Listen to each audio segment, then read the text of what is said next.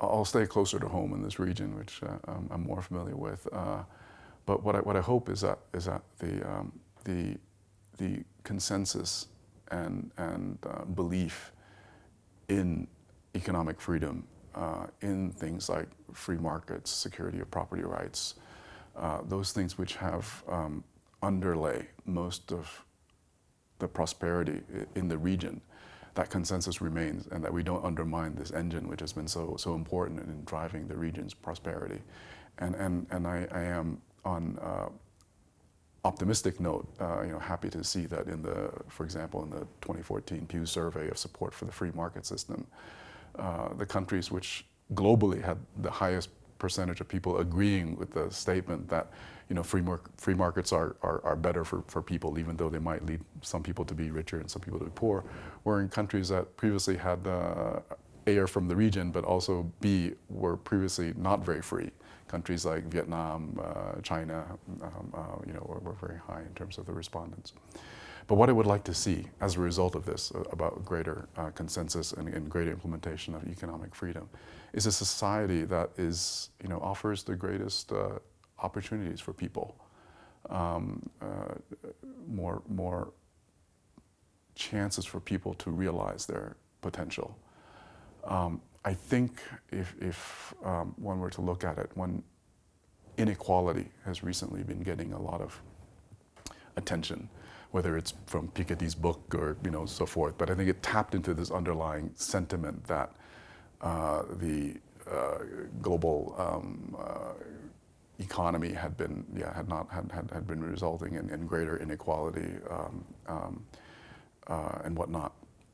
And I won't get into that debate. I mean, one could cite many different studies and so forth and whatnot, so let me not go there. But I will say this, which is that I think the focus of the debate should be changed or shifted. I think there's far too much focus on inequality of income, which, as a matter of reality, is very, very difficult to correct. I mean, we've seen very few instances of countries which started off very unequal and then managed to wonderfully transform themselves into very equal societies or economies. Typically, countries that start off equal stay equal. Countries that start off unequal, tend to stay unequal. That's not to say that inequality is not important, but I think that puts it in perspective that these are not easy issues to address and that there are no quick fixes. And the danger is if we focus too much on inequality of income, the medicine that one often tends to propose to try to correct those problems, the medicine is worse than the disease, right? I mean, you end up with too much regulation, you end up with very high taxes and stuff, and it just kind of ruins the system. So what I would like to see is again, getting back to that vision of trying to get more opportunity and more choices for people, is the shift in the debate from inequality of income to inequality of opportunity, which to me is a more relevant thing to focus on, because that's something that we can make real progress on.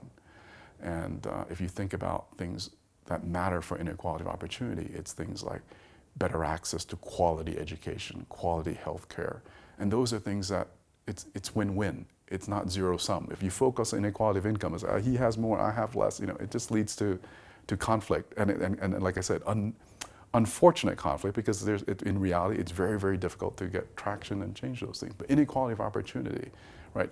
You can get better access to education. It doesn't mean that I get less access to education. It's a win-win thing. So that's where I would like to see our focus.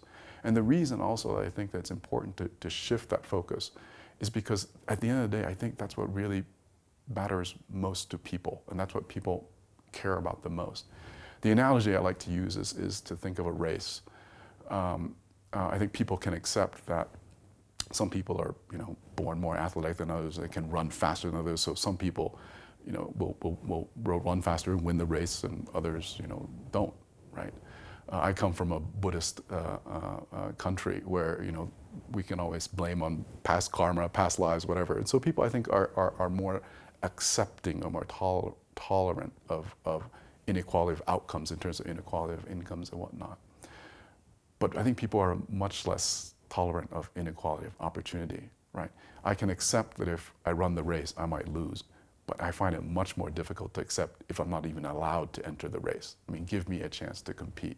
And so focusing, I think, the debate on inequality of opportunity, I think would help alleviate some of these unnecessary social conflicts that we see, and gets back to that vision, that vision they want, that we want to create a society and an economy which allows people to have access to opportunity, realize their potential. Now, whether to take advantage of the opportunity and potential, and if they don't, then so be it, right?